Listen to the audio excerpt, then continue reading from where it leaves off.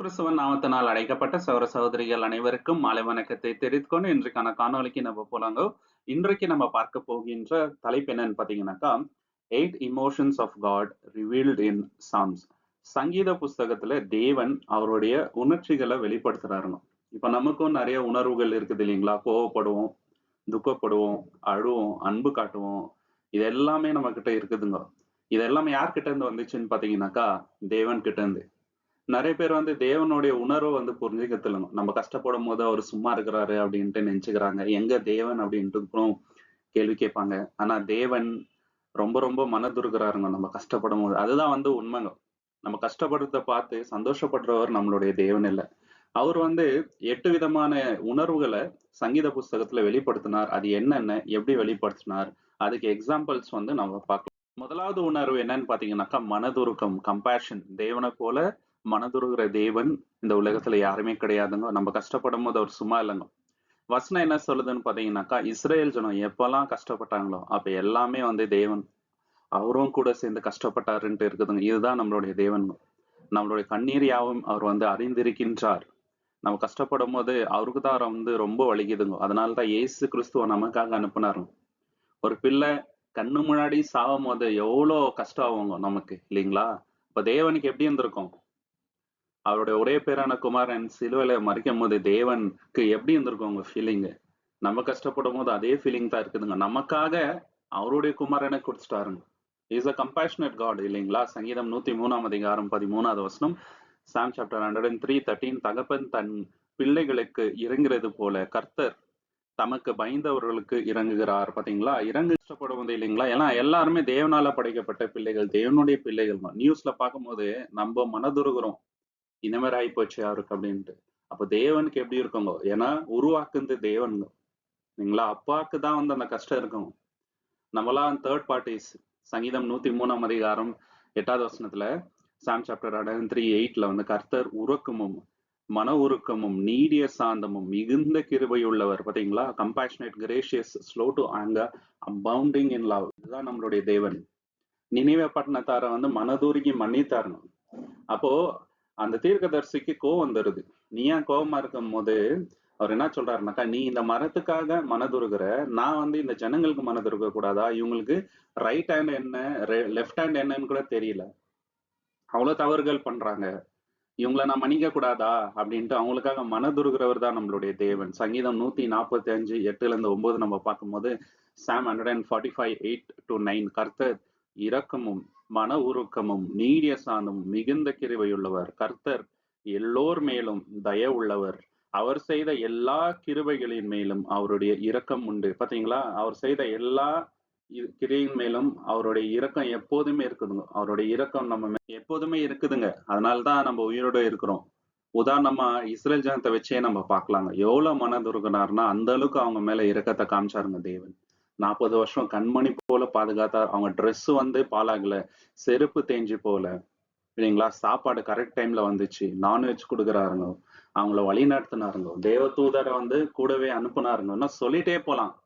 ஏற்ற வேலையில எல்லாமே அவங்களுக்கு வந்து செஞ்சார். காரணம் அவங்க மேல இருந்த மனதுருக்கம் தாங்க இல்லைங்களா? எலியா தீர்க்கதரிசிக்கு தேவன் என்ன பண்றாரு? பஞ்ச காலத்துல ஒரு காக்கா மூலியமா சாப்பாடு கொடுக்குறாருங்க. இதுதான் நம்மளுடைய தேவன். இப்ப உலகத்துல பஞ்சகாலம் வந்தாலும் தேவன் நம்மள கைவிட மாட்டாரு. ஏன்னா மனதுருகிறாருங்க தேவன். நம்மளுக்கு ஏற்ற வேலையில எல்லாமே செய்கிறவர் தான் நம்மளுடைய தேவன். தாவீதுக்கும் தேவன் மனதுருகினார் இல்லைங்களா? அவர் வந்து அருவருப்பான பாவத்தை செஞ்சாருங்க. தேவனுடைய இதயத்துக்கு ஏற்ற மனிதனு இருந்தா கூட அவரும் வந்து பாவம் செஞ்சார். இப்ப தேவன் என்ன பண்றாருங்க? அவர் ஜெபித்த விதத்தை பார்த்து தேவன் மனதுருகி அவரை மன்னித்தார். நீ இனிமேட்டு ராஜா கிடையாதுன்ட்டு அவரை வெறுத்து ஒதுக்கலங்க நம்மளுடைய தேவன். அவருடைய இதயத்தை பார்த்தாருங்க இல்லைங்களா? மன்னிச்சார். அதே போல நம்மளையும் தினந்தோறும் மனதுருகி தேவன் என்ன மன்னிக்கிறாருங்க. ரெண்டாவது தேவன் வெளிப்படுத்தின உணர்வு இமோஷன் என்னன்னு பாத்தீங்கன்னாக்கா, व्यसனப்படுறாரு. எப்போ व्यसனப்படுறாருனாக்கா, நம்ம அவருடைய வசனத்துக்கு கீழ்ப்படியாம தவறான வழியில போகும்போது ரொம்ப व्यसனப்படுறாரு இல்லைங்களா? ஒரு அப்பா அம்மாக்கு பசங்க வந்து தவறான வழியில போகும்போது ரொம்ப व्यसனம் வரும். அவங்க மனசளவுல ரொம்ப கஷ்டப்படுவாங்க, அழுவாங்க. காரணம் என்ன? நம்ம பிள்ளைகள் இப்படி தப்பா போறாங்களே, கெட்டு போறாங்களே அப்படின்னு சொல்லிட்டு. இதேதான் தேவனுடைய உணர்வும். சங்கீதம் 78 அதிகாரம் 40வது வசனத்துல நம்ம வந்து பார்க்கலாங்க. அவர்கள் வனாந்தரத்திலே அவருக்கு விரோதமாய் எத்தனையோ முறை கலகம் செய்து வனாந்திர வேளையிலே அவரை వ్యసనப்படுத்தினார்கள். எத்தனையோ முறை వ్యసனப்படுத்துறாருங்க. தொடர்ந்து ஒரு முறை, 2 முறை இல்ல, பலமுறை. சங்கீதம் 78, 41ல கூட நம்ம பார்க்கிறோம். சாம் சாப்டர் 78, 41ல அவர்கள் திரும்ப திரும்ப தேவனை பரீட்சை பார்த்து, இஸ்ரவேலின் பரிசுத்தரை व्यसனப்படுத்தினார்கள். பாத்தீங்களா? வெக்ஸ் பண்ணாங்க அப்படின்ட்டு இருக்குதுங்க. இப்ப யோசிக்க வேண்டிய கேள்வி என்னன்னாக்கா, நம்ம அந்த மாரி பண்றோமா திரும்ப திரும்ப? தேவனுக்கு விரோதமா தவறு செய்யும்போது, அவர் மனச என்னங்க நம்ம கஷ்டப்படுத்துறோம் அப்படின்ட்டு. வசனம் என்ன சொல்லுதுனாக்கா, பரிசுத்த ஆவிய என்ன பண்ணாதீங்க, व्यसனப்படுத்தாதீங்கன்ட்டு. நம்ம பண்ணி இருக்கிறோமா? அவருடைய வார்த்தைக்கு கடின இதயத்தோட நம்ம கீழ் நடக்கும்போது நிச்சயமாக அவர் மனதுல व्यसனம் வரும். பெருவெல்லாம் வரதுக்கு முன்னாடி நோவாவோட காலத்துல அந்த ஜலப்பிரளயம் வரதுக்கு முன்னாடி தேவன் ரொம்ப व्यसனப்பட்டாரு. என்னோட ஜனங்க என்ன இப்படி கொடூரமான பாவம் செய்றாங்களே, நித்தமும் பொல்லாப்பே பண்றாங்களே, அவங்களுடைய நினைவுகள் எல்லாமே வந்து தவறாவே இருக்குது அப்படின்னு சொல்லிட்டு தேவன் ரொம்ப ரொம்ப व्यसனப்பட்டாருங்க. அதே போல தீர்க்கதரிசிகளை அனுப்பிச்சுட்டே இருக்கிறாருங்க. ராஜாக்கள் காலத்துல ஒரு ஒரு தீர்க்கதரிசியா அனுப்பிட்டே இருக்கிறாரு. ஆனாலும் அவங்க வந்து மன திரும்பாம தொடர்ந்து தேவனுடைய மனசை காயப்படுத்திட்டே இருந்தாங்க.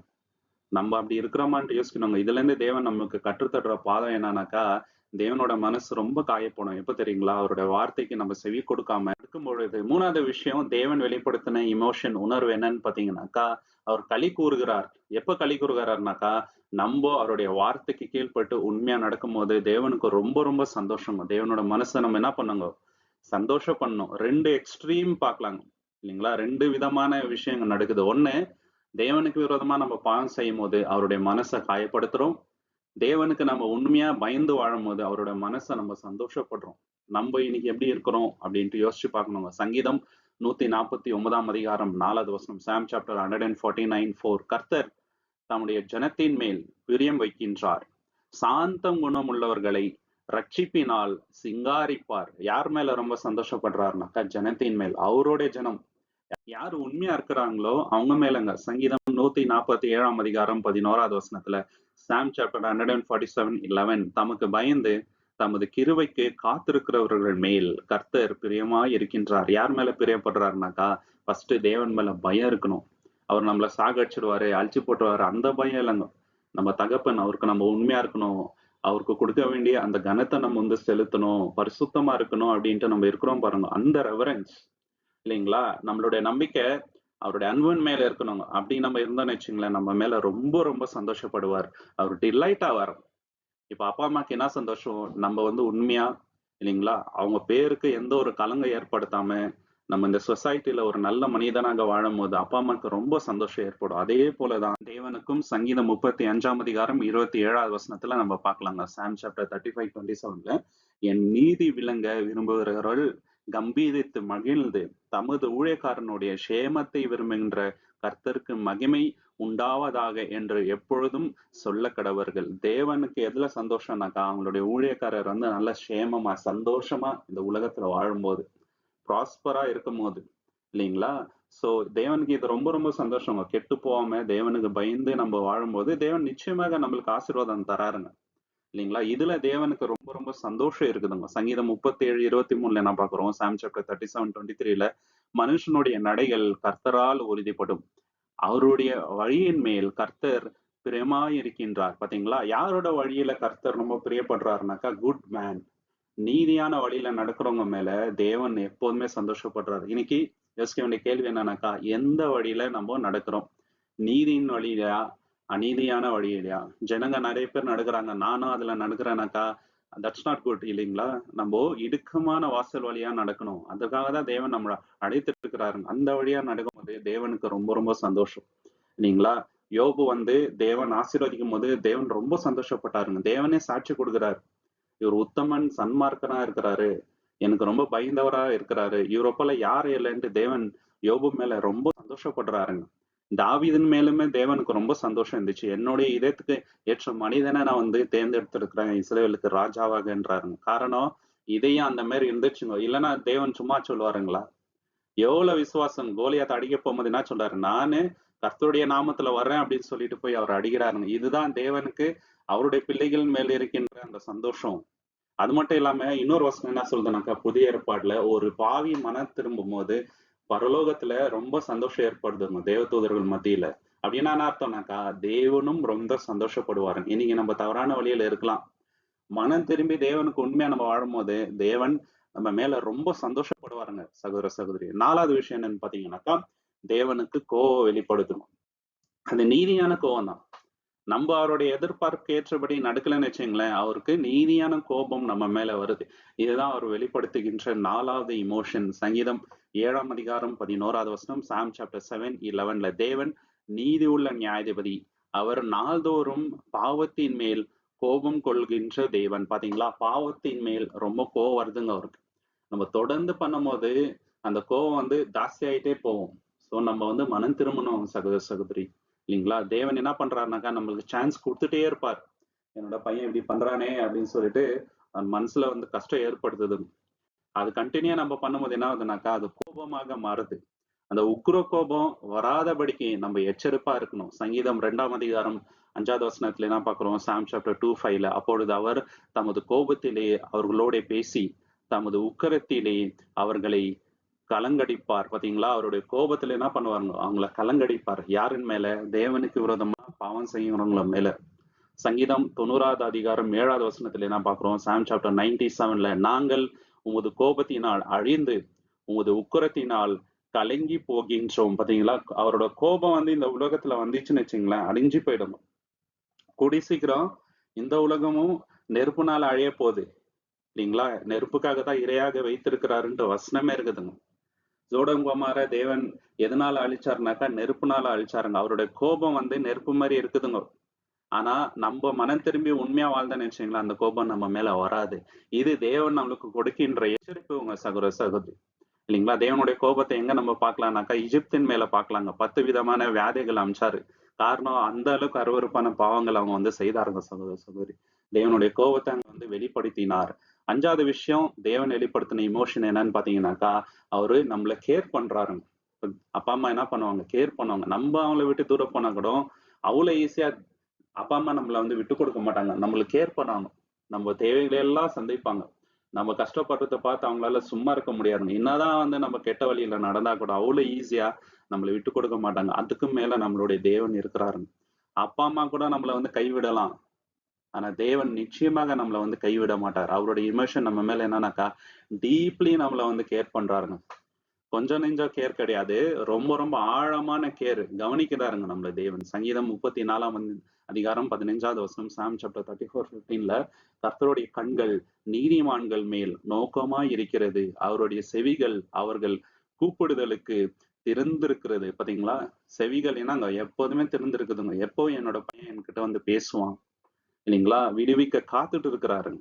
சங்கீதம் 18ஆம் அதிகாரம் 6வது வசனத்தை சாம் சாப்டர் 18:6 எனக்கு உண்டான நெருக்கத்திலே கர்த்தரை நோக்கி கூப்பிட்டு என் தேவனை நோக்கி முறையிட்டேன்.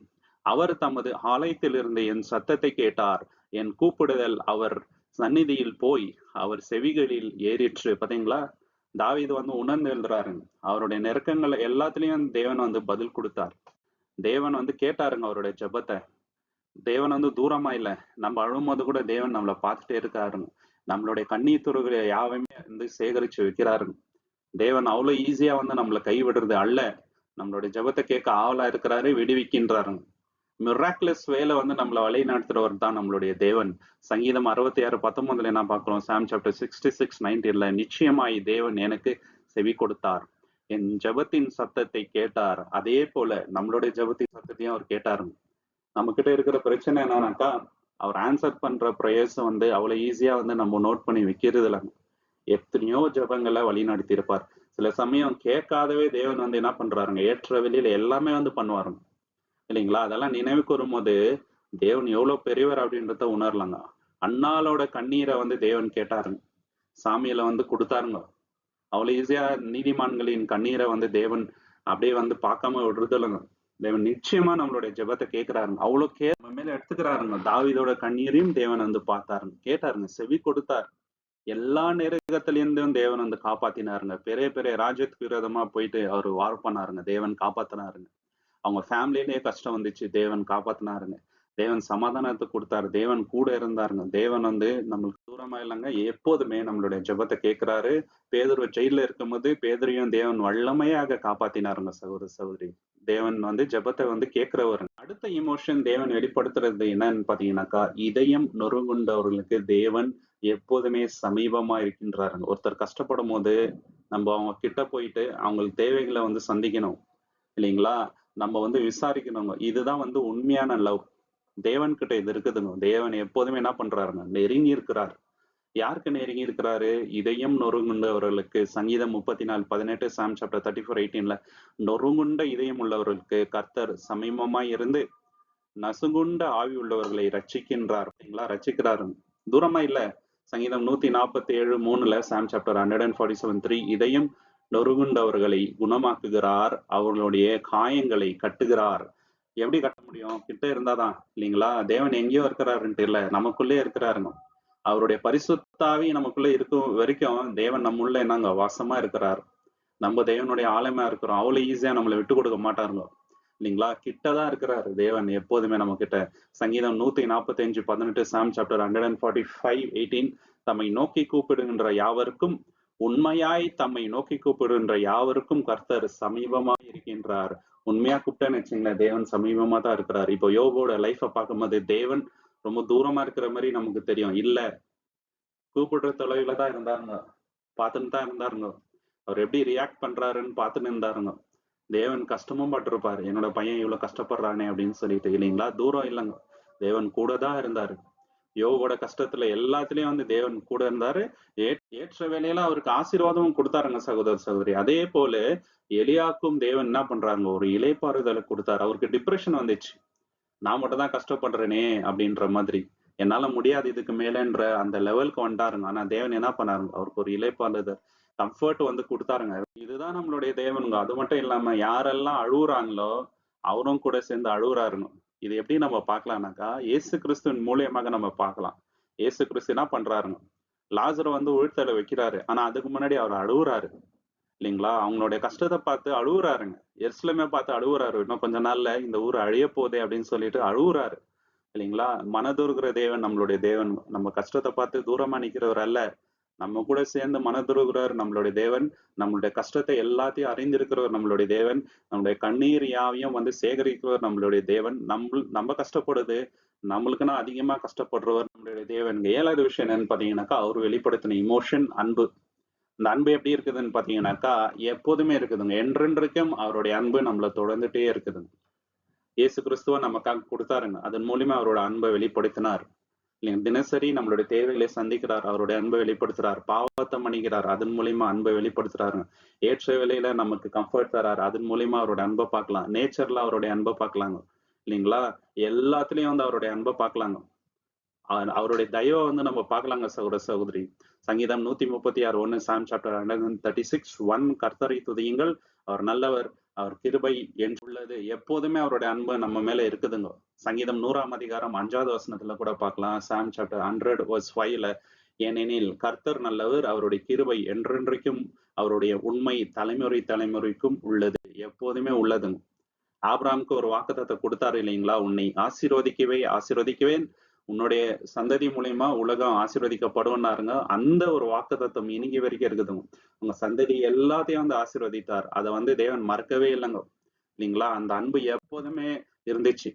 இப்ப இஸ்ரேல் ஜனம் தேவனுக்கு விரோதமா வனாந்தரத்துல என்ன பண்ணாங்க, ஒரு காளையை உருவாக்கி அதை கடவுள்ன்ட்டு கும்பிட்டாங்க. ஆனாலும் தேவன் என்ன பண்ணாருங்க, இமீடியட்டா எல்லாரையும் ஒரே செகண்ட்ல நினைச்சிருந்தா அழிச்சிருக்கலாம், ஆனா அழிக்கலங்க. தேவனோட அன்பை அங்க வந்து வெளிப்படுத்தினாரு. அதே போல நியாயாதிபதிகளின் காலத்துல நம்ம பாக்குறோம், எப்பெல்லாம் வந்து இஸ்ரேல் ஜனம் தேவனை நோக்கி கூப்பிட்டாங்களோ அப்பெல்லாம் ஒரு ரட்சகரை அனுப்பி அவங்கள காப்பாத்தினாருங்க தேவன். காரணம், தேவன் அவங்க மேல அன்பா இருந்தார். அவங்க அன்பை வந்து வெளிப்படுத்தினாருங்க சகோதர சகோதரி. 8வது விஷயம், அவர் வெளிப்படுத்தின உணர்வு என்னன்னு பாத்தீங்கன்னாக்கா, எப்போதுமே என்ன பண்றாருங்க, நம்மள வந்து நினைக்கிறாருங்க. அவர் தினந்தோறும் நம்ம நினைக்கிறாரு. இப்ப அப்பா அம்மா என்ன பண்றாங்க, நம்ம எங்க போனாலும் நம்மளை பத்தி தான் வந்து யோசிப்பாங்க. சாப்பிட்டானா, என்ன பண்றாங்க அப்படின்ட்டு யோசிப்பாங்க. வெளியே போனாக்கா திரும்பி வர வரைக்கும் என்ன பண்ணுவாங்க, யோசிச்சுட்டே இருப்பாங்க. இப்ப தேவன் நினைவு கூறுகின்றார், நினைக்கிறாருனாக்கா நம்மள மறந்துட்டாரு அப்படின்ட்டு இல்லைங்க. எப்போதுமே அவரோட மைண்ட்ல நம்ம இருந்துட்டே இருப்போம். இதுதான் வந்து அதோட அர்த்தம். சங்கீதம் 105:8 சாம் சாப்டர் 105:8 அவர் தமது உடன்படிக்கை என்றென்றைக்கும் 1000 தலைமுறைக்கென்று அவர் கட்டளையிட்ட வார்த்தைகளையும் நிலைத்திருக்கின்றார். பாத்தீங்களா? 1000 தலைமுறை வரைக்கும் மனசுல அந்த வாக்குத்தத்தம் அவருக்கு எப்போதுமே இருக்குங்க. ஆபிரகாம் கொடுத்த அந்த வாக்குத்தத்தம் இன்னைக்கு வரைக்கும் அவர் மனசுல இருக்கிறதுனாலதான் அவ்வளவு ஈஸியா இஸ்ரேல் ஜனத்தை அவர் விட்டு கொடுக்கறதே இல்லைங்க. எத்தனையோ பேர் அவங்களுக்கு விரோதமா வராங்க. ஆனா இஸ்ரேல வந்து மேற்கொள்ள முடியல. காரணம் இஸ்ரேல் ஜனத்தை தேவன் இன்னைக்கு வரைக்கும் நேசிக்கின்றார். அவங்களுக்கு அவர் கொடுத்த வாக்குத்தத்தத்த அவர் மறவாத இருக்கின்றார்ன்னு. சங்கீதம் 98:3 சாம் சாப்டர் 98:3 அவர் இஸ்ரவேல் குடும்பத்துக்காக தமது கிருபையையும், தமது உண்மையையும் நினைவு கூர்ந்தார். பூமியின் எல்லையெல்லாம் நமது தேவனுடைய ரட்சிப்பை கண்டது. பாத்தீங்களா? எப்போதுமே நினைவு கூர்கிறார். இஸ்ரேல் மேல அவர் கிருபை வச்சிருக்கிறாரு. அவர் உண்மையா இருக்கிறார். எப்போதுமேங்க. இஸ்ரேல் ஜனம் அவருக்கு உண்மையா இல்ல. ஆனா தேவன் எப்போதுமே இஸ்ரேல் ஜனத்துக்கு உண்மையா தான் இருந்தாருங்க. அதேதான் நம்ம லைஃப்லயும். நம்ம தேவனுக்கு உண்மையா இல்லைன்னா கூட அவர் எப்போதுமே நம்ம மேல உண்மையா இருப்பாரு. இதுதான் அவர் நம்ம மேல காட்டுற இமோஷன். சங்கீதம் 111:5 சாம் சாப்டர் 111:5 தமக்கு பயந்தவர்களுக்கு ஆகாரத்தை கொடுத்தார்.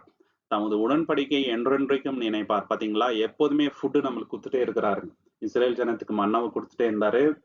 நமக்கும் வந்து இன்னைக்கு டெய்லி ஃபுட் தராரு, ஷெல்டர் கொடுக்குறாரு, பீஸ் கொடுக்குறாரு. எல்லாமே ஏன் பண்றாருனாக்கா நம்ம மேல அவர் வைத்திருக்கிற அன்பு, அவருடைய வாக்குத்தத்தத்தை அவர் வந்து மறவாத தேவனா இருக்கிறாருங்க.